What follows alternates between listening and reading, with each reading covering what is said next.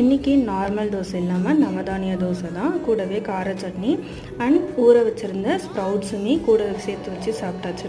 இது கஸ்டமர் கேட்டிருந்த ordinary blouse தான். 2 ப்ளவுஸ், ஒன்று ப்ளூ கலர், இன்னொன்று ஸ்கை ப்ளூ கலர்.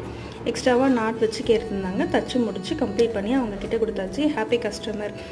2 ப்ளவுஸுமே காமிச்சிருக்கேன். எப்படி இருக்குதுன்னு கமெண்ட் பண்ணுங்கள் கண்டிப்பாக. முன்னாடி ஒரு ஷார்ட்ஸில் எங்கள் அம்மாவோட ப்ளவுஸ் நான் கட் பண்ணியிருந்தேன்.